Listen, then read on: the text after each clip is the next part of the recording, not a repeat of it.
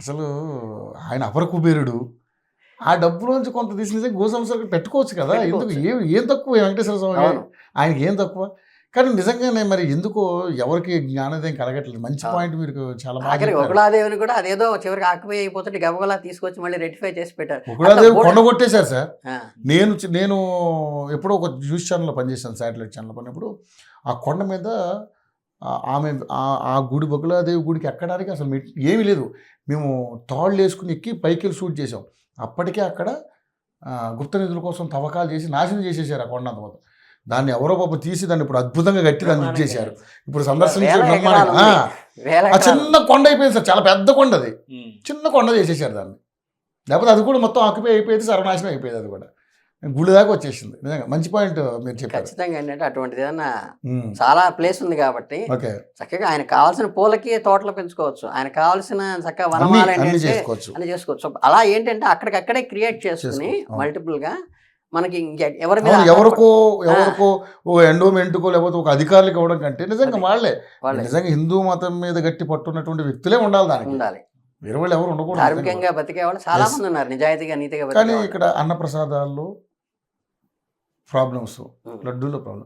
మరి ఏంటి సార్ నిజంగా ఆ ప్రసాదాన్ని మనం అంత పవిత్రంగా చూస్తాం కదా, మరి మీరు ఎలా భావిస్తున్నారు? ఎందుకు ఇలా జరిగిందని ఏ రకంగా మీరు చెప్తారు? అడ్మినిస్ట్రేటివ్ ట్రబుల్స్ తప్పితే వేరే కాదండి. ఇప్పుడు ఎందుకంటే ఒక్కొక్క అధికారి మారినప్పుడు, ఒక అడ్మినిస్ట్రేషన్ మారినప్పుడు కింద ఉండేటువంటి స్టాఫ్ కూడా దానికి అనుగుణంగా మారుతారు.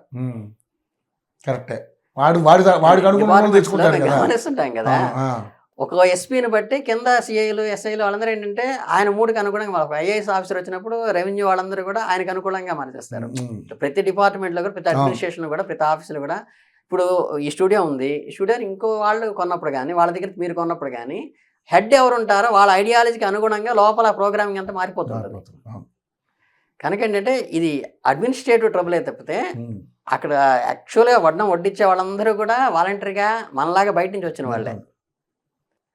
సో అక్కడ చేయటంలో ఎవరికి ఆర్తి తగ్గలేదు, ఎవరికి లోపం లేదు. హెల్ప్ చేయడంలో కాదు, అంటే ఫుడ్ నాణ్యత వేడివేడిగా ఎంతో అద్భుతంగా ఏంటి స్వీట్ పెట్టేవారు, చట్నీలు పెట్టేవారు, మంచి మంచిగా సాంబారు. అడ్మినిస్ట్రేషన్ లోపమే.